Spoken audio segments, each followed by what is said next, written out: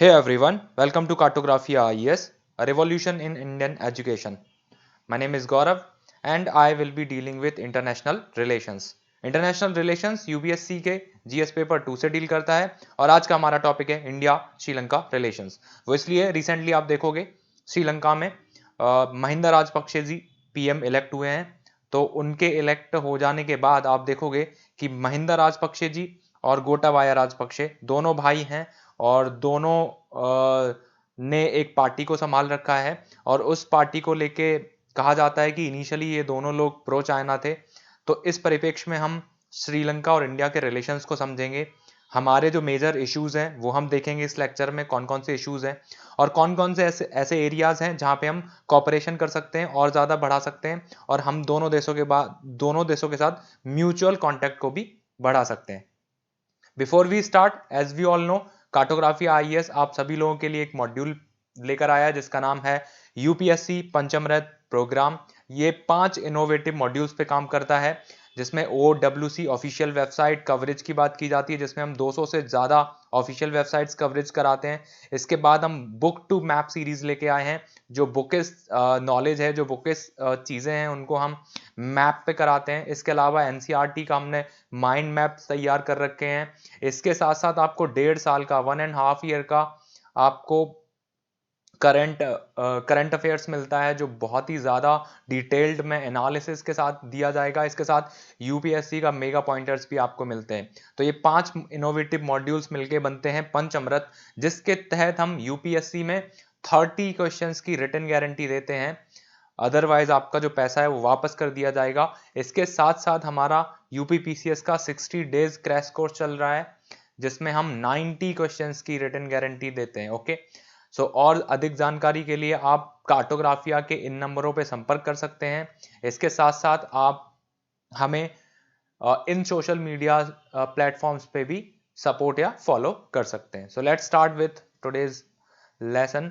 और आज के लेक्चर में सबसे पहले आपको ये देखने को मिल रहा होगा Mahinda Rajapaksa sworn as a Sri Lankan PM after record victory. ठीक है, तो अभी अभी ये रिसेंटली जीते हैं और पीएम इलेक्ट हुए हैं। और इसके साथ ही अब ये दोनों भाई, ये आपको गोटाबाया दिख रहे होंगे, ये प्रेसिडेंट हैं। ये लास्ट ईयर प्रेसिडेंट बने थे श्रीलंका के और ये रिसेंटली अभी पीएम बने हैं श्रीलंका के। ओके, सो इनके पीएम बनने के बाद कुछ आपको इलेक्शन से रिलेटेड चीज़ें आपको याद रखनी होगी कि कितने सीट से ये जीते या फिर इनकी पार्टी का क्या नाम था। ठीक है, सो इनकी जो पार्टी है महिंदा राजपक्षे जी की, वो है SLPD। ठीक है भाई, SLPD। और काफ़ी ज़्यादा डिफरेंस से ये जीते हैं और टोटल मेजॉरिटी में इनकी सरकार आई है। SLPD का मतलब है श्रीलंका पोडुजाना पैरामुंड। ठीक है, श्रीलंका पोडुजाना पैरामुंड। ओके, और ये अलायंस है किसका? तो SLPFA का ये अलायंस है। ये आपको याद रखना होगा। SLPAF क्या है? Sri Lankan people's freedom alliance. ठीक है, अब देखो मैं एक एग्जांपल देता हूँ आपको कैसे समझना होगा। भारत में जो पार्टी है इसका नाम है बीजेपी। ठीक है, और बीजेपी किस में है? मेजोरिटी में है। लेकिन बीजेपी का जो अलायंस है वो क्या बनता है? NDA। Okay, national democratic alliance. ऐसे ही इनकी जो पार्टी है इसका नाम है SLPD और ये जो अलायंस है इनका, ये अलायंस बनाता है SLPFA। ओके, तो अभी अभी रिसेंटली ये पीएम बने हैं और कहा जाता है कि ये जो महिंदा राजपक्षे हैं, इनिशियली जो इनकी पॉलिसीज थी वो सारी प्रो चाइना थी। चाइना को लेके काफ़ी ज़्यादा इन्होंने चाइना से डेट ले लिया था। उसके अलावा चाइना ने बहुत सारा इंफ्रास्ट्रक्चर का काम हो वो सारा स्टार्ट किया था श्रीलंका में। तो इनके पीएम बनने के बाद देखते हैं चीज़ें कैसे चलती हैं या भारत को इससे क्या फ़ायदा या क्या नुकसान देखने को मिल सकता है। ठीक है भाई, इसके बाद मैंने ये सेकंड एक इमेज लगाई है। ये बिल्कुल लेटेस्ट इमेज है, अभी की 2 दिन पहले की। इसमें लिखा है Sri Lanka's India's first policy dinner diplomacy to strengthen Delhi Colombo ties. ठीक है, तो अभी ये जो हमारे कमिश्नर हैं वहाँ पे, जो हाई कमिश्नर, इनका नाम है गोपाल बागले। इनका नाम आप याद रखोगे। इन्होंने एक डिनर पार्टी दी है जो भी श्रीलंका के नए जो इलेक्टेड ये जो मिनिस्टर बने हैं, और इन मिनिस्टर्स ने बोला है कि श्रीलंका की जो पहली प्रायोरिटी होगी वो होगी इंडिया फर्स्ट पॉलिसी। ओके, तो ये स्टेटमेंट देख के कहा जा सकता है कि आफ्टर पीएम बनने के बाद महिंदा राजपक्षे के इंडिया और श्रीलंका के बीच के जो रिलेशन हैं वो अच्छे रहने वाले हैं। ठीक है भाई। इसके साथ साथ आप सभी को पता है भारत जब आज़ाद हुआ था तो भारत की भी जो पॉलिसी थी वो थी नेबरहुड फर्स्ट पॉलिसी। तो उसी के अकॉर्डिंग आप देखोगे कि हमें जो हमारे आसपास के जितने भी नेबर कंट्रीज हैं उनके साथ सहयोग बना के रखना है, कॉपरेशन बना के रखना है, चाहे फिर वो रिलीजियस हो, हिस्टोरिकल हो, पीपल टू पीपल कांटेक्ट की बात की जाती है जब भी हम नेबरहुड कंट्रीज की बात करते हैं। तो ये एक अच्छी खबर है भारत के लिए, श्रीलंकाज इंडियाज फर्स्ट पॉलिसी। ठीक है। इसके बाद आपको देखने को मिलेगा ये revitalising India Sri Lanka relations amid the pandemic. ठीक है। हमारे जो रिलेशंस हैं उनको दोबारा से रिवाइटल करने की बात कही जा रही है। एंड यहाँ पे आपको देखने को मिलेगा द हिंदू का आर्टिकल है जिसमें लिखा है India Sri Lanka seek to reset tie in the time of polls and pandemic. तो ठीक है, दोबारा से इंडिया को अपने रिलेशन और ज्यादा स्ट्रेंथन करने हैं। तो इसका मतलब है कि भारत और जो श्रीलंका है उसके रिलेशन में प्रॉब्लम क्या है वो सबसे पहले हमें समझनी होगी। बात अगर हम करें इंडिया और श्रीलंका की तो हमारे जो हिस्टोरिक रिलेशन है वो काफी ज्यादा पुराने हैं। आप सभी को पता होगा ये हम अपने राम और रावण से कनेक्ट कर सकते हैं। ठीक है। उस टाइम से ये हिस्टोरिकली चीजें चली आ रही हैं। इसके साथ साथ आप देखोगे मौर्यंस टाइम पे द ग्रेट अशोका हुए थे और अशोका ने श्रीलंका में बुद्धिज्म को प्रमोट करने के लिए अपने पुत्र और पुत्री महेंद्र एंड संघमित्रा, ठीक है भाई, इनको भेजा था कि जाओ आप बुद्धिज्म को प्रमोट करो, महेंद्र एंड संघमित्रा। तो हमारे जो टाई हैं वो बहुत ही ज़्यादा हिस्टोरिक हैं, कल्चरल है। बुद्धिज़्म जो है वो मेन रिलीजन है यहाँ पे, और बुद्धिज़्म जो पूरी तरीके से पला बड़ा है वो भारत की ज़मीन पे पला बड़ा है। तो इस हिसाब से हमारे श्रीलंका के साथ काफ़ी अच्छे हिस्टोरिक रिलेशंस हैं। ठीक है। इसके साथ हम बात करते हैं कि अब ऐसे कौन कौन से इश्यूज हैं हमारे श्रीलंका के साथ जिनको लेकर ये बातें कही जा रही हैं कि रिवाइटलाइजिंग इंडिया श्रीलंका रिलेशंस। तो सबसे पहले हमें जानना होगा कि हमारे इश्यूज क्या हैं। तो इश्यूज की अगर हम बात करें तो हमारे कुछ बहुत ही ज़्यादा इंपॉर्टेंट इश्यूज हैं। फर्स्ट हमें जो इश्यूज देखने हैं, सबसे पहला जो इशू था वो था लिट्टे। ठीक है। Liberation of Tamil tiger Eelam. ठीक है। इसका मतलब है कि जो तमिल प्रॉब्लम बनी हुई है, तमिल प्रॉब्लम एक बहुत बड़ा इशू है भारत और श्रीलंका के बीच में, आपको देखने को मिलता होगा। ये जो तमिलनाडु वाला क्षेत्र है, ये तमिल प्रॉब्लम क्यों है? तो आपने अगर थोड़ी हिस्ट्री पढ़ी होगी, सदर्न इंडिया में आप देखोगे कि चोला डायनेस्टी, ठीक है, चोला डायनेस्टी, चोला एम्पायर था, और चोला एम्पायर के दो राजा थे, एक का नाम था Rajaraja first, okay, and Rajendra first. और इन दोनों के टाइम पे आप देखोगे राजराजा एंड राजेंद्र फर्स्ट के टाइम पे इन लोगों ने ना सिर्फ साउथ इंडिया को, इवन इन्होंने श्रीलंका को भी कैप्चर किया था, श्रीलंका में भी इन्होंने कॉन्कर किया था। इसके साथ साथ आप जितने भी आसियान कंट्रीज को देखते हैं साइड बाय साइड, बंगाल से म्यांमार, म्यांमार के आगे थाईलैंड और ये वियतनाम, यहाँ तक की पूरी कंट्रीज को इन्होंने कॉन्कर किया था इनके साथ, इनके अच्छे रिलेशन से। तो उस टाइम पे जो साउथ इंडियंस लोग थे, जो तमिल्स, जो खासकर तमिलनाडु वाला रीजन है, वो लोग चले गए थे कहाँ पे, श्रीलंका में रहना स्टार्ट कर गए थे। तो तमिल एक बहुत बड़ी पॉपुलेशन है श्रीलंका में, जो नदन श्रीलंका में पड़ती है। जो नदन श्रीलंका का जाफना एक एयरपोर्ट है, वहां के आसपास ये सारी चीजें आपको देखने को मिलेंगी। आगे मैं मैप में आपको दिखाऊंगा कि कहाँ पे ये सारी चीजें हैं। तो पहली जो प्रॉब्लम है वो है तमिल प्रॉब्लम। इसके बाद आप देखोगे कि दूसरी जो बहुत प्रोमिनेंट प्रॉब्लम है तमिल प्रॉब्लम के बाद, आप देखोगे इसके साथ ही सेकंड जो प्रॉब्लम है वो है फिशरमैन की प्रॉब्लम। ठीक है भाई। फिशरमैन की जो प्रॉब्लम है वो क्यों है? आप देखोगे कि इंडिया और जो श्रीलंका है इन दोनों को अलग करता है पाक स्ट्रेट। ठीक है। पाक जो जल संधि है उसके द्वारा हम अलग होते हैं। ठीक है। तो यहाँ पे जो फिशरमैन है वो कई बार श्रीलंका की बाउंड्रीज में चले जाते हैं या श्रीलंकन वाले इंडिया के बाउंड्री में चले जाते हैं, और दोनों ही नेवी बहुत एग्रेसिव हैं, वो इनको पकड़ लेती हैं फिशरमैन्स को।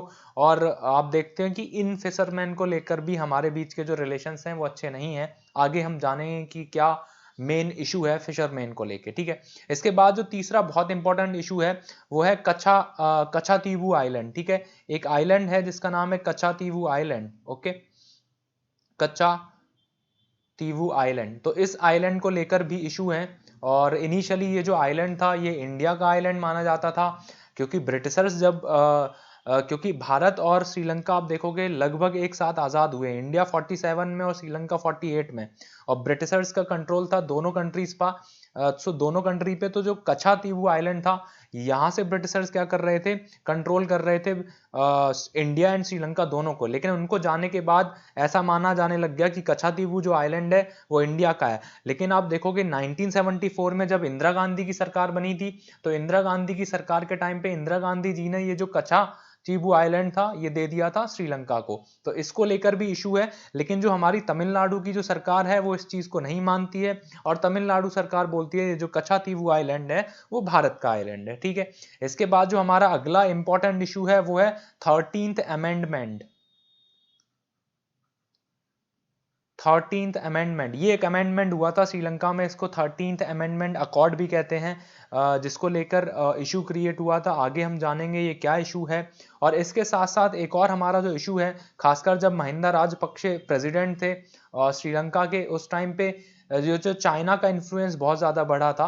तो अगेन हमारा जो इशू है वो है चाइना का जो इन्फ्लुएंस है। Okay, so these are the major issues. China का जो इन्फ्लुएंस जिस हिसाब से श्रीलंका में बढ़ा था, फिर चाहे वो हम्बन टोटा की बात हो, कोलंबो पोर्ट की बात हो, जो हम्बन टोटा है वो 99 साल के लिए लीज पे दे दिया गया था।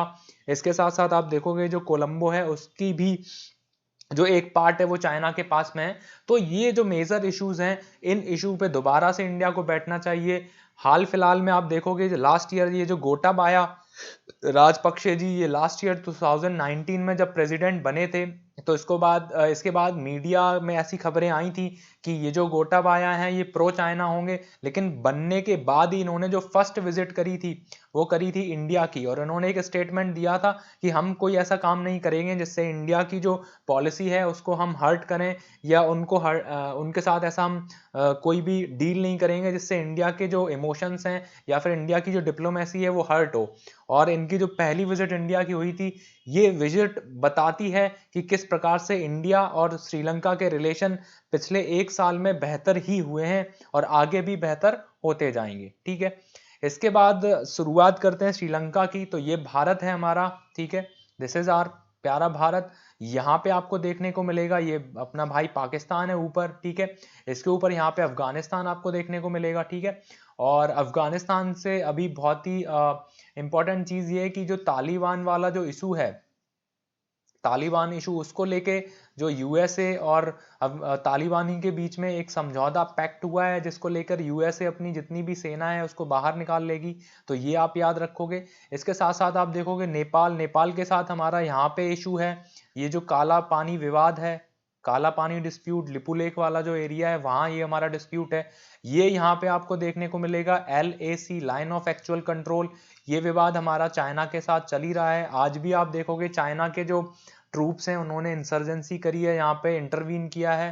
ठीक है, यहाँ पे आप देखोगे ये जो लाइन है ये POK है, इधर पाक ऑक्यूपाइड कश्मीर। इसके बाद आपको यहाँ पे बांग्लादेश दिखेगा। बांग्लादेश के साथ भी हमारा एक इशू है। सिक्किम से एक रिवर निकलती है, इसका नाम है तीस्ता रिवर। तो इस तीस्ता रिवर के पानी को लेके हमारा डिस्प्यूट है बांग्लादेश के साथ। इसके बाद अब आज हम पढ़ने जा रहे हैं श्रीलंका। तो ये आप नीचे जब आओगे सदर्न इंडिया में, तो तमिलनाडु के जस्ट बगल में आपको ये आइलैंड दिख रहा होगा, और ये आइलैंड है श्रीलंका। और इंडिया और श्रीलंका को जो अलग करता है उस स्ट्रेट को हम बोलते हैं पाक स्ट्रेट। ओके, पाक स्ट्रेट, पाक जल संधि। ठीक है, सो ये आपको यहाँ पे छोटा सा श्रीलंका दिख रहा होगा। ठीक है, अब हम बात करते हैं श्रीलंका की। तो श्रीलंका की हम अगर बात करें तो श्रीलंका में आप देखोगे यूनिटरी सिस्टम है। ठीक है, अगर हम इंडिया की बात करें और श्रीलंका की, तो मेन जो डिफरेंस है वो है यूनिटरी सिस्टम। तो यहाँ पे सिर्फ जो प्रेसिडेंट है वही मेन इंसान, मतलब मेन पॉलिटिकल पार्टी है, पॉलिटिकल सुप्रीडेंसी है वो प्रेसिडेंट की है। इसीलिए इस सिस्टम में एक और चीज जोड़ी गई है, इसीलिए जो श्रीलंका का सिस्टम है इसको सेमी प्रेसिडेंशियल सिस्टम भी कहा जाता है। सेमी प्रेसिडेंशियल का मतलब यह है कि यहाँ पे पार्लियामेंट का भी रोल है और प्रेसिडेंट तो यहाँ पे हेड है ही।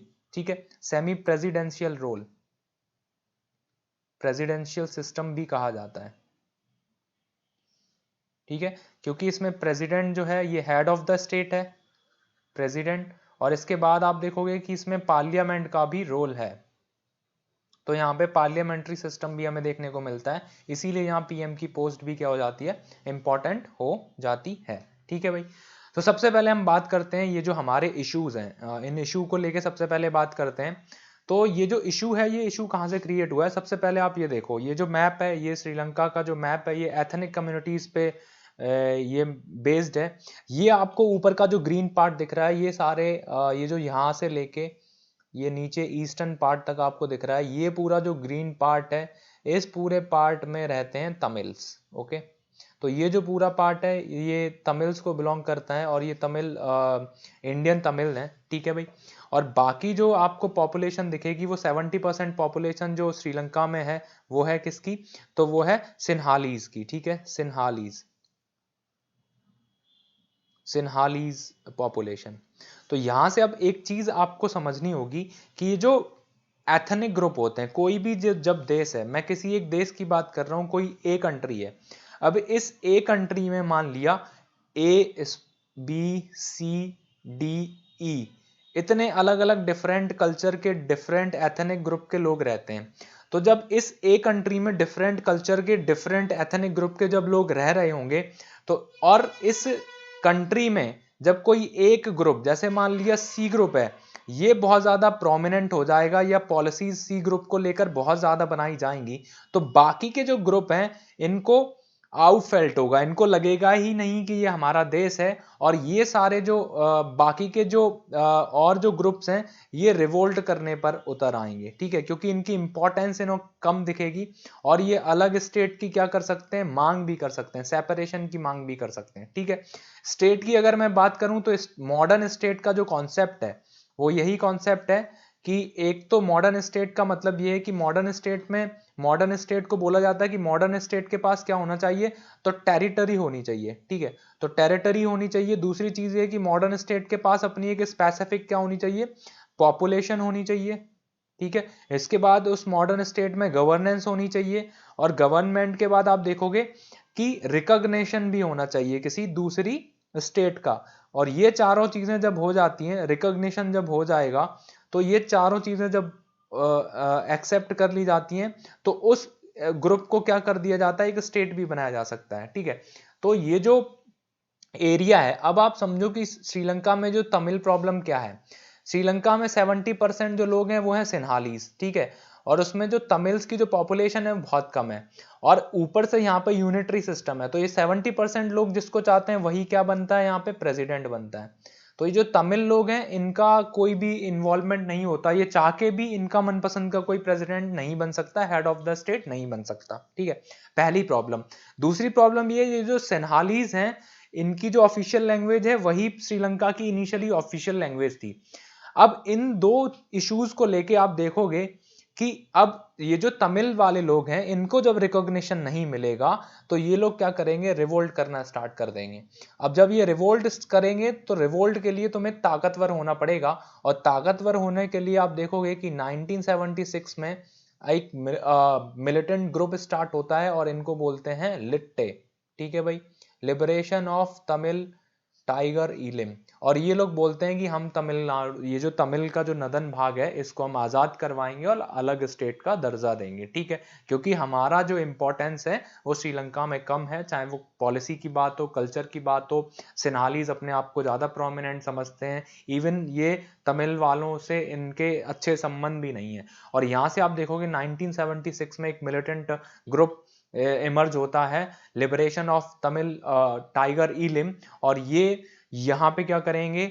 सेपरेशन की बात करेंगे।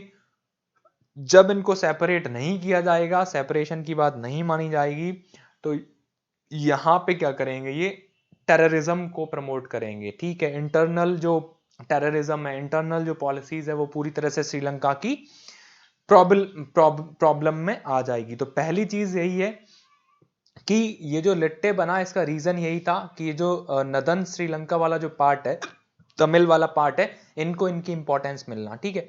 अब इस चीज की शुरुआत कैसे हुई? लिट्टे बना कैसे? तो सबसे पहले हम बताते हैं कि किसी भी देश की पॉलिसीज हैं वो बहुत ज्यादा जिम्मेदार होती हैं इन सब चीजों के लिए। हुआ ये कि 1956 में श्रीलंका जो आजाद हुआ था, श्रीलंका 1948 में आजाद हुआ, और 1956 में जब इन्होंने देखा कि 70% जो पॉपुलेशन है वो सिन्हालीज है, तो 1956 में इन्होंने सिन्हाली ओनली बिल एक लेके आए, सिन्हालीज ओनली बिल। और इस बिल या एक्ट के द्वारा सिन्हाली जो लैंग्वेज है इसको क्या कर दिया, सिन्हाली लैंग्वेज को ऑफिशियल लैंग्वेज घोषित कर दिया इन्होंने। ठीक है भाई, ऑफिशियल लैंग्वेज। अब जब ऑफिशियल लैंग्वेज तुम सिन्हाली को घोषित कर दोगे तो ये जो तमिल्स हैं इनको बहुत बुरा लगा, इनको लगा कि इनका कल्चर खत्म हो जाएगा, इनको लगा इनकी इंपॉर्टेंस कम है। यहीं पे आप देखोगे दैट इज द रीजन कि यहाँ पे एक मिलिटेंट ग्रुप स्टार्ट होता है बाद में, और ये ग्रुप कहलाता है लिट्टे। ठीक है भाई, सो ये लिट्टे की कहानी स्टार्ट होती है। यहाँ पे मैंने ये आपको दिखाया है कि Tamils and LTTE in Sri Lanka. Okay, so ये जो एरिया आपको दिख रहा है जाफना वाला, ये देखो ये जाफना, ये जाफना इनका सेंटर पॉइंट था लिट्टे का। यहाँ से ये अपनी जो पॉलिसीज है इंसर्जेंसी की बात करें या अटैक करने की बात करें श्रीलंकन्स के ऊपर या सिन्हालीज के ऊपर या पॉलिटिकल पार्टी के जो मेंबर्स हैं उनके ऊपर, वो यहाँ से ये सारी चीजें क्या करते थे, प्रमोट करते थे। यहाँ इनका सेंटर पॉइंट था जाफना में। ठीक है, आपने एक मूवी देखी होगी मद्रास कैफे, तो उसमें बस यही सारी चीजें दिखाई गई हैं उस टाइम की जियोपॉलिटिक्स के बारे में। ठीक है, अब ये जो लिट्टे है, लिट्टे इमर्ज होता है 1976 से लेके और 2009 तक का जो पीरियड है ये पूरा लिट्टे का पीरियड है। अब 1976 में ये इमर्ज होते हैं और 1987 के आसपास आप देखोगे ये बहुत बड़े लेवल पे इंसर्जेंसी स्टार्ट कर देते हैं, टेररिज्म, इंटरनल टेररिज्म को स्टार्ट करते हैं। श्रीलंका में बहुत सारी चीजें बिल्कुल डिप्लोमेटिकली नहीं होती हैं। इन्होंने ऑलमोस्ट पूरा जो नदन था उस पर कब्जा कर लिया था अपने हिसाब से। ये नदन श्रीलंका को मैनिपुलेट करते थे, अपने हिसाब से उसको रन कर रहे थे। तो अब इन सब चीजों को देखते हुए आप देखोगे कि बाकी जो कंट्रीज हैं, चाहे यूएस है, यूके है, रशिया है, इनके इंटरेस्ट बहुत ज्यादा बढ़ने लग गए लिट्टे को लेके। और जब इनके इंटरेस्ट बहुत ज्यादा बढ़े तो यहाँ पे इंडिया को ये लगा कि हमारी जो फर्स्ट नेबरहुड पॉलिसी है उसके तहत हमको यहाँ पे आना चाहिए। और इंडिया 1987 में यहाँ पे आता है और इंडिया चलाता है एक ऑपरेशन, और इस ऑपरेशन का नाम होता है ऑपरेशन पवन। और ऑपरेशन पवन की जो सफलता है उसको देखते हुए बाद में इंडिया और श्रीलंका के जो डिप्लोमेट है एक टेबल पे बैठते हैं और इंडियंस इनको बोलते हैं कि अब आप साइन करोगे, एक अकॉर्ड साइन करोगे। ओके, और इस अकॉर्ड का नाम होता है 1987 का या 13th अमेंडमेंट अकॉर्ड। ओके, सो यहाँ पे क्या होता है 1987 में ये अकॉर्ड साइन कर लिया जाता है और इसको बोला जाता है 13th अमेंडमेंट। तो इनके यहाँ एक 13th अमेंडमेंट होता है और इस अमेंडमेंट में इंडिया प्रपोजल देता है। इंडिया के जो प्रपोजल्स होते हैं वो ये होते हैं और काफी सही प्रपोजल होते हैं। पहला प्रपोजल ये होता है कि आप प्रोविंसेस बनाओ। ठीक है भाई, श्रीलंका में प्रोविंस होने चाहिए। प्रोविंस का फायदा ये होगा कि जो जैसे इंडिया का जो फेडरल सिस्टम है, ठीक है, तो इंडिया में क्या है, सेंटर तो है ही मजबूत, लेकिन उसके साथ साथ स्टेट्स को भी बहुत सारी पावर्स दे रखी हैं। ठीक है, जो मेनली लड़ाई होती है बड़े बड़े जो एथनिकली अलग अलग डिफरेंट कल्चर के जब ग्रुप्स रहते हैं तो उनमें पावर को लेके लड़ाई होती है, पावर को लेके उनकी एक सर्टेन पॉपुलेशन होती है उसको लेके। तो इंडिया में आप देखोगे इतना अच्छा सिस्टम है, फेडरलिज्म को प्रमोट किया गया है, स्टेट के पास बहुत सारी पावर है, उसके अलावा सेंटर बहुत मजबूत है। तो पहली बात जो इंडिया ने करी वो ये करी थी कि आप प्रोविंसेस बनाओगे और जितना भी श्रीलंका है इसको डिवाइड कर दोगे आप प्रोविंसेस में। दूसरा जो अकॉर्ड इसमें साइन किया गया था, इसमें हमने बोला था कि आप ये जो सिन्हाली जो लैंग्वेज है इसके साथ साथ आप तमिल लैंग्वेज को भी ऑफिशियल लैंग्वेज का क्या दोगे, दर्जा दोगे। ठीक है, तीसरा जो इंपॉर्टेंट पॉइंट था वो ये था कि जो लैंड होगी, land should B state under state. जो लैंड होगी वो स्टेट्स के अंडर होगी। ठीक है, जो आप प्रोविंसेस बनाओगे तो उसमें लैंड को लेके जो भी काम होगा वो स्टेट अपना हिसाब से देखेगा, जैसे इंडिया में होता है। इसके अलावा आप देखोगे कि जो पुलिस होगी, पुलिस भी अंडर स्टेट होगी, जैसे इंडिया में हमें देखने को मिलता है। ठीक है, तो ये चार चीजें हमने रखी, इनमें से दो चीजें तुरंत ही फाइनलाइज कर ली गई। श्रीलंका को आप देखोगे आगे प्रोविंसेस में तोड़ दिया गया और ये जो आपको देखने को मिलेगा ये नदर्न प्रोविंस है, ये आपको यहाँ पे देखने को मिल रहा होगा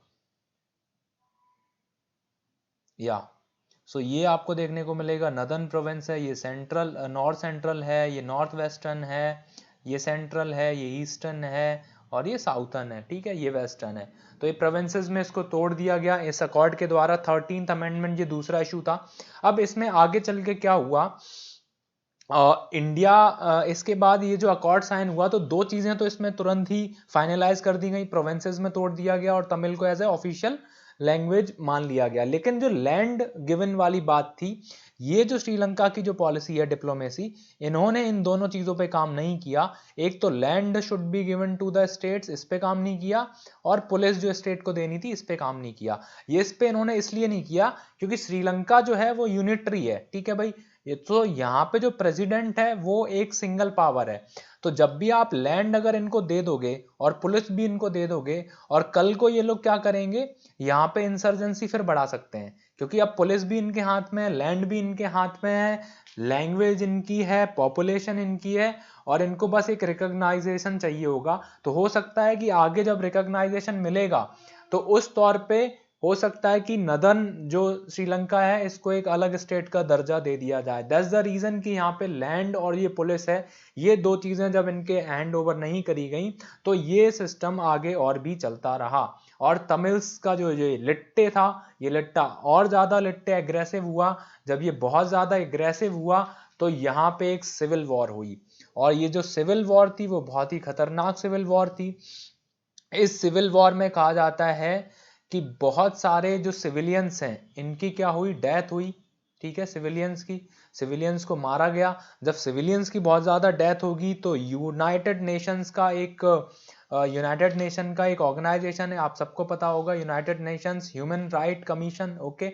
सो United Nation Human Right Commission आया, यूएस का इन्वॉल्वमेंट बढ़ गया, यूएस के कई एनजीओज आए और उन्होंने बोला कि तमिल्स जो लोग हैं उनके साथ बहुत ज्यादा दुर्व्यवहार किया जा रहा है, उनको मारा जा रहा है श्रीलंका में। जब ऐसी बातें हुई तो एक यूएन में क्या होता है, फिर यूएन में आप देखोगे कि इसके ऊपर वोटिंग हुई कि क्या सच में ये सिविल राइट्स हो रहे हैं। तो श्रीलंका सबसे पहले इंडिया के पास गया और इंडिया को बोला कि हमें सपोर्ट करना है, क्योंकि श्रीलंका पे अब क्या है, सैंक्शंस लगाए जाने वाले थे। अगर आप ह्यूमन राइट्स का वायलेशन करोगे, ह्यूमन राइट्स को जहां ह्यूमंस है, सिविलियंस है, उनको मारोगे, तो आपके यहाँ सैंक्शंस लग जाएंगे। तो श्रीलंका में जब सैंक्शंस लगने वाले थे उसके लिए वोटिंग होती है। तो वोटिंग में श्रीलंका ने सबसे पहले इंडिया से बोला कि आप हमारे फेवर में वोट करिए। इसके साथ साथ श्रीलंका और भी कंट्रीज के साथ गया है, चाहे वो चाइना की बात हो, रशिया की बात हो, सबके साथ। लेकिन यहाँ पे प्रॉब्लम ये हुई कि ये जो मनमोहन सरकार के टाइम पे ये जो United Nation Human Right commission की वोटिंग सिस्टम थी, इसमें इंडिया ने श्रीलंका के अगेंस्ट वोट किया, ही ना। इसका रीजन ये था क्योंकि ये जो तमिल्स हैं, जो तमिलनाडु की गवर्नमेंट है, वहां आपको देखने को मिलेगा डीएमके, ठीक है। सो डीएमके पार्टी जो थी, इनका कोएलिशन था, ठीक है, और कोएलिशन से बनी थी कांग्रेस। ये जो कांग्रेस की सरकार चली थी ये कोएलिशन वाली सरकार थी, ठीक है। तो इस सरकार में जो डीएमके था, इन्होंने बोला था हम अपना सपोर्ट खींच लेंगे अगर तुमने श्रीलंका को क्या किया, अगर उनके फेवर में वोट किया। दैट्स द रीजन कि इंडिया ने श्रीलंका के अगेंस्ट वोट किया, जबकि श्रीलंका के फेवर में दो कंट्री ने वोट किया, एक किया चाइना ने और दूसरा किया रशिया ने। यही रीजन है, यहाँ से चाइना का इन्फ्लुएंस बढ़ना स्टार्ट हो जाएगा। और इस टाइम पे महिंद्रा राजपक्षे जी प्रेसिडेंट थे, इनका इन्वॉल्वमेंट चाइना की तरफ बहुत ज्यादा बढ़ जाता है। चाइना से ये इंफ्रास्ट्रक्चर डील्स करना स्टार्ट कर देते हैं। ये आपको दिख रहा होगा हम्बन टोटा, ये जो पोर्ट है, ये पूरा जो हम्बन टोटा है, ये चाइना डेवलप्ड करता है। इसके बाद रिसेंटली जब ये पैसे नहीं दे पाते तो 99 साल के लिए ये लीज पे दे दिया जाएगा चाइना को, okay. So this was the problem at that time. ये इश्यूज थे मेन जो दो हमें यहाँ से कवर करने थे। अब इसके बाद क्या होता है, सिन्हालीज के बाद ये चाइना का इन्फ्लुएंस जब बढ़ जाएगा, इसके बाद दूसरा जो मेन इंपॉर्टेंट इशू है वो है फिशरमैन वाला। अब ये देखो, ये श्रीलंका है और ये भारत है, और इस बीच में सबसे पहले हम ये बात करते हैं कि ये जो श्रीलंका है, तो श्रीलंका में यहाँ पे ये मान लिया एक वाटर बॉडी है ऐसे, ठीक है। तो ये जो वाटर बॉडी है इसको बोलते हैं हम बेस लाइन, ठीक है, बेस लाइन बोलते हैं। इसके साथ साथ इसको हम बोलते हैं इंटरनल वाटर, इंटरनल वाटर, ठीक है। अब इसके बाद आप देखोगे इस बेस लाइन से अगर हम 12 नॉटिकल माइल्स आगे निकल जाते हैं तो एक और लाइन बनेगी, और इस लाइन को हम बोलते हैं टेरिटोरियल वाटर। ठीक है, टेरिटोरियल वाटर। इसके बाद अगर हम 12 नॉटिकल मील और अपनी एक बाउंड्री बनाते हैं तो ये लाइन कहलाएगी कॉन्टिगुअस जोन, 12 नॉटिकल मील। ठीक है, और इस बेस लाइन से 200 नॉटिकल मील एक लाइन अगर हम बनाएं, 200 नॉटिकल मील, तो ये 200 नॉटिकल जो माइल होगा ये कहलाएगा एक्सक्लूसिव इकोनॉमिक जोन। ठीक है, तो ये जो टेरिटोरियल वाटर है ये यहां तक इनकी टेरिटरी होती है किसी भी देश की। इस टेरिटरी में आपको घुसने से पहले उस देश का क्या लेना पड़ेगा, परमिशन लेना पड़ेगा। और ये जो 200 नॉटिकल मील तक है, यहां तक अगर कोई नेचुरल रिसोर्स मिलता है तो उस पर कब्जा उस कंट्री का होगा जिससे ये 200 नॉटिकल मील दूर पड़ता है। अब इस साइड देखते हैं हम, ये जो वेस्टर्न श्रीलंका है यहां से, और ये इंडिया है। अगर मैं इंडिया का यहां से 200 नॉटिकल मानूंगा तो वो तो यहां से पार कर जाएगा श्रीलंका को, अगर मैं श्रीलंका का मानूंगा तो इंडिया को पार कर जाएगा। तो ये प्रॉब्लम इंडिया और श्रीलंका के बीच में हुई। तो इस प्रॉब्लम को बचाने के लिए क्या होता है, जब ऐसी सिचुएशन आती है तो एक बेस लाइन बना दी जाती है, बेस लाइन। अब इस बेस लाइन के वेस्ट में है भारत का पार्ट और बेस लाइन के ईस्ट में है श्रीलंका का पार्ट। ठीक है, अब होता यह है कि यहां से जब ये इंडिया के जो फिशरमैन हैं ये जब जाते हैं श्रीलंका के इधर तो इनको पता नहीं चलता, क्योंकि जो बेस लाइन बनी है ये कोई कंस्ट्रक्ट नहीं कर दी गई, ये कोई दीवार नहीं है, ये इमेजिनेशन के तहत ये खींच दी गई है। तो ये जो फिशरमैन हैं इन फिशरमैन को पता ही नहीं चलता और ये निकल जाते हैं बेस लाइन के इधर। और जैसे ये इधर निकलेंगे तो श्रीलंकन नेवी क्या कर लेती है, इनको कैप्चर कर लेती है। या फिर श्रीलंका के अगर इधर निकलते हैं तो इंडिया वाले इनको कैप्चर कर लेते हैं। इसके बाद जो इंडिया के जो फिशरमैन हैं वो एक टेक्नोलॉजी यूज करते हैं, हुक टेक्नोलॉजी। उसमें क्या करते हैं, वो इस बेस लाइन के इधर निकलते तो नहीं है, लेकिन वो एक हुक जैसा बना के लाते हैं जहाज में, और यहाँ की पूरी मछलियां ले जाते हैं उस हुक में निकाल के। ठीक है, तो इससे होता ये है कि यहाँ के जो तमिल्स हैं, यहाँ पे जो जाफना वाला एरिया है, ये जो तमिल्स है, इन तमिल्स को अब ये तमिलनाडु वाले तमिल से प्रॉब्लम होने लग गई है। इनको ये लगता है कि यहाँ के जो फिशरमैन हैं वो इनकी जीविका को नहीं चलाने दे रहे हैं, ना ही चलने दे रहे हैं। यही रीजन है कि यहाँ के जो प्रेसिडेंट है उनका एक स्टेटमेंट भी आया था कि shooting is not crime, if Tamil fisherman came I will shoot. ठीक है, तो अगर अब इससे फायदा ये होगा कि इन तमिल ये जो इंडियन तमिल हैं इनके और ये जो श्रीलंकन तमिल हैं इनके बीच में अगर कॉन्फ्लिक्ट होगा तो जो श्रीलंकन तमिल्स हैं जिनकी आवाज उठती रही है कि हमें अलग स्टेट चाहिए, वो श्रीलंका की पॉलिसी के और कहाँ जाएंगे, क्लोज होते चले जाएंगे। ठीक है, तो ये एक प्रॉब्लम है। इसके अलावा ये जो आपको पॉइंट दिख रहा है रेड रेड, ये जो पॉइंट है यही है आपका आप देखोगे आइलैंड। ठीक है, तो ये कच्छतीवु आइलैंड, ये जो मैंने बनाया है आपको, ये यही आपको दिखेगा। एक सेकंड मैं थोड़ा सा इसको मिटा देता हूँ, फिर आपको ज़्यादा बेहतर समझ आएगा। तो ये जो है ये आइलैंड है कच्छतीवु आइलैंड। अब इस आइलैंड पे हुआ क्या था, मैंने बताया था कि ब्रिटिशर्स ने दोनों देशों पे राज किया। 1947 में आप देखोगे कि 1947 में भारत आज़ाद हुआ, 1948 में आप देखोगे कि श्रीलंका आज़ाद हुआ, और उससे पहले ब्रिटिशर्स यहाँ से राज कर रहे थे। तो इस आइलैंड को लेके काफ़ी चीज़ें थी। ये जो आइलैंड है ये अनइनहेबिटेड आइलैंड है, ये खुला हुआ आइलैंड है। तो इनिशियली जब ब्रिटिशर्स राज कर रहे थे तो दोनों के बीच में ब्रिटिशर्स के लिए आसान था कि दोनों पे कंट्रोल करें, लेकिन जब ब्रिटिशर्स चले गए तो इनिशियली ये माने जाने लग गया कि इंडिया का पार्ट है।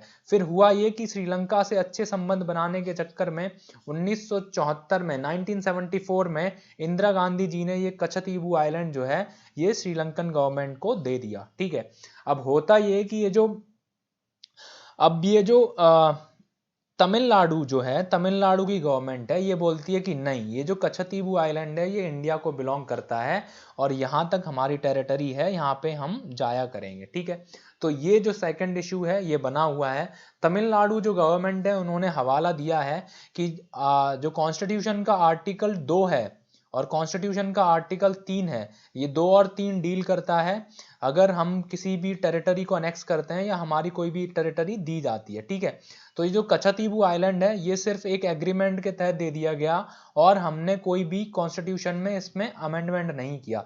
जैसे एक मैं एग्जांपल देता हूँ, 2015 में हमारा जो लैंड था, लैंड एग्रीमेंट बांग्लादेश के साथ जो हुआ था, तो इसके लिए हमने क्या किया था, अमेंडमेंट किया था। तो ऐसा अमेंडमेंट नहीं हुआ है, दैट्स द रीजन जो तमिलनाडु गवर्नमेंट है वो कच्छतीबू आइलैंड को बोलती है ये अनकॉन्स्टिट्यूशनल है, ठीक है भाई, अनकॉन्स्टिट्यूशनल है। तो सेकंड जो थर्ड हमारा जो इशू है ये हमारा ये इशू बना हुआ है, ठीक है।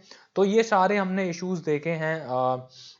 इसके साथ हम देखेंगे कि रिसेंटली इंडिया की जो डेवलपमेंट हुई है वो काफ़ी बेहतर है, हमारे हम इश्यूज पे काम भी कर रहे हैं। आप देखोगे ये जो जाफना वाला पार्ट है, जो जाफना एयरपोर्ट है, इसको दोबारा से चालू करने की बात भी करी गई है और ये चेन्नई से जाफना के बीच इसको कनेक्ट भी किया जाएगा, पहली उड़ान भी इसकी भराई जाएगी जिसमें भारत हेल्प करेगा। इसके बाद रिसेंटली 2019 के इलेक्शन के बाद गोटाबाया जी जो बने हैं, ये इनका थोड़ा सा प्रो इंडिया झुकाव है, इंडिया की तरफ इनका झुकाव है।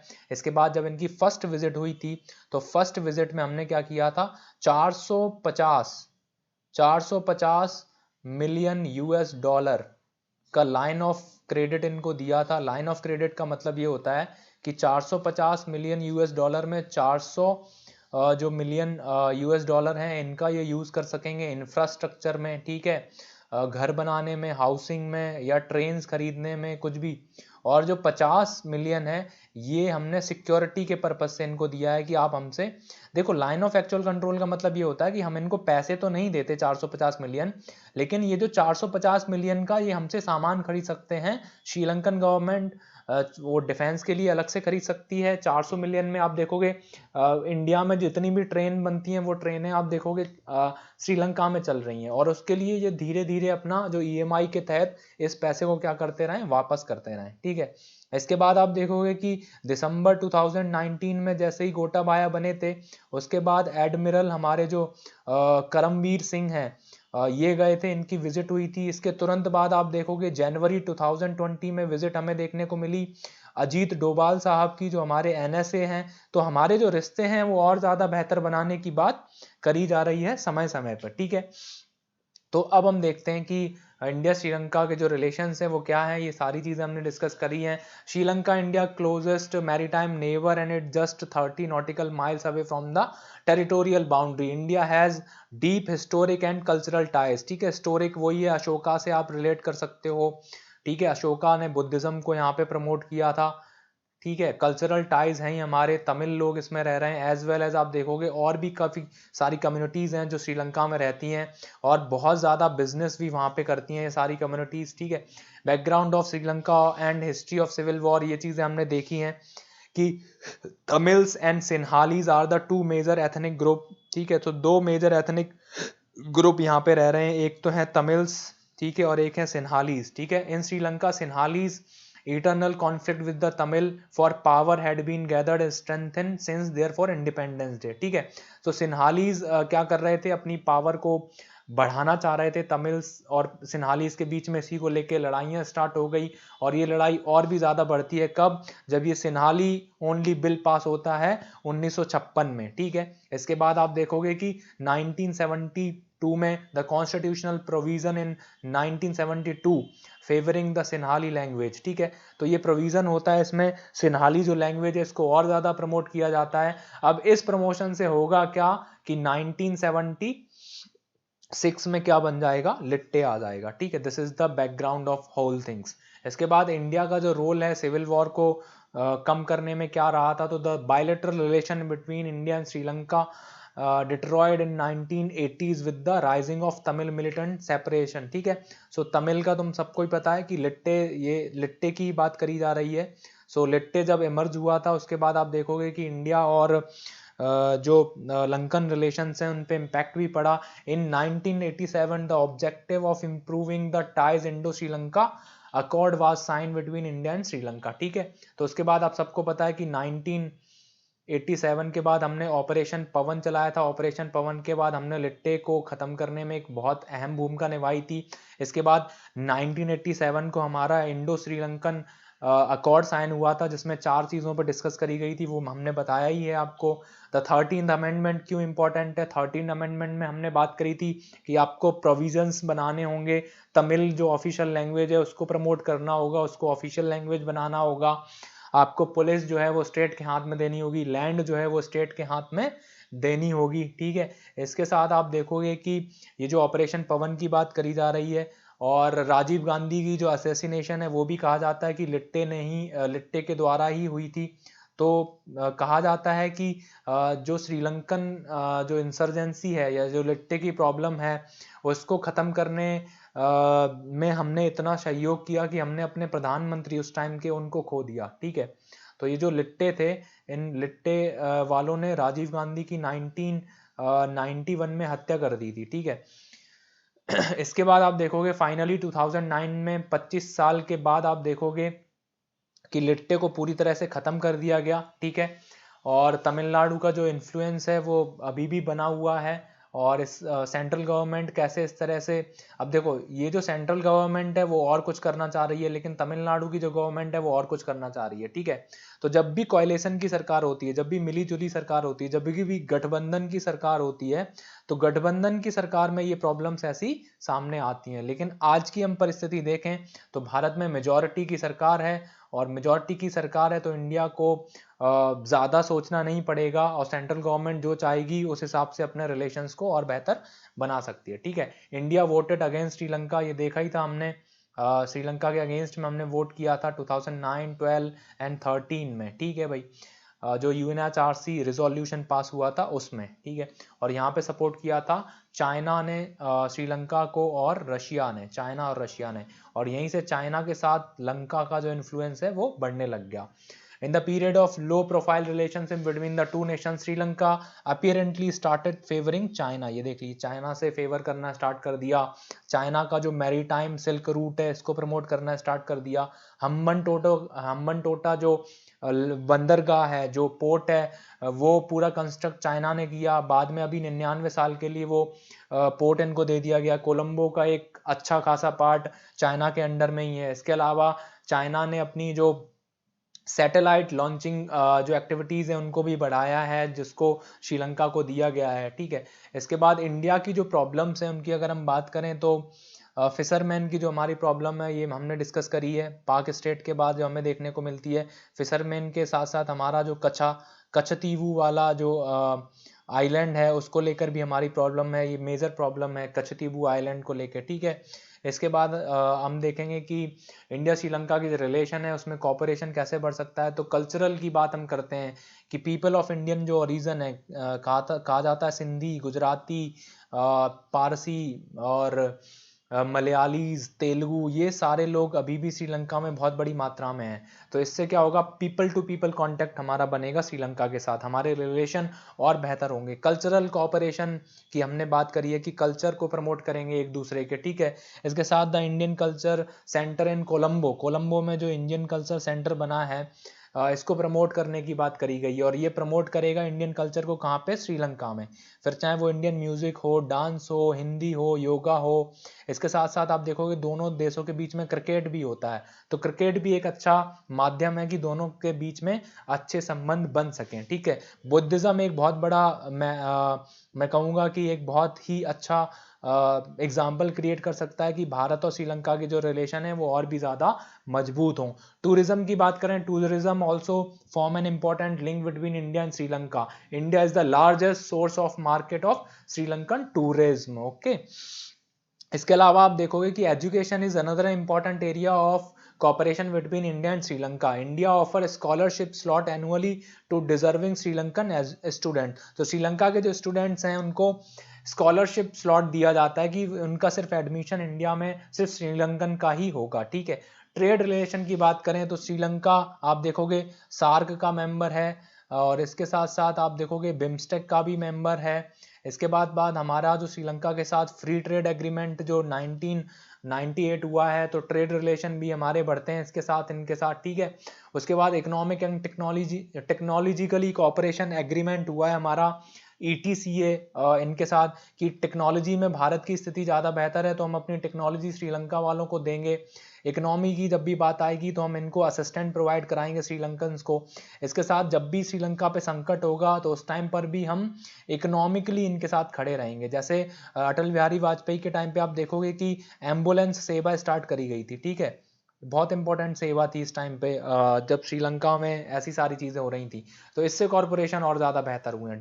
डिफेंस की हम बात करें तो मित्र शक्ति, हमारी जो मिलिट्री एक्सरसाइज होती है वो भी हमारे जो अच्छे रिलेशन है उनको और ज़्यादा प्रमोट करती है, ठीक है। फाइनली कंक्लूजन क्या निकलता है, तो common culture and security space with the countries in the south Asian region specially Sri Lanka. तो हमारे जो कॉमन रिलेशन है उसको प्रमोट करना चाहिए, हमें बताना चाहिए कि हमारे और तुम्हारे जो रिलेशन है वो कितने आगे हैं, कितने एक दूसरे से अलग नहीं है, मेल खाते हैं। बुद्धिज्म की बात हो, चोलास की बात हो, हमें हिस्टोरिक टाइज की बातें बतानी चाहिए, और हम एक फर्स्ट नेबरहुड पॉलिसी वाली चीजें भी लेके चलते हैं। इसके साथ India should shed its big brother image, India को अपना जो बिग ब्रदर की जो इमेज है उस पर थोड़ा सा काम करना चाहिए, क्योंकि कोई भी देश है वो अपनी सोवरेनिटी पहले चाहता है, ठीक है।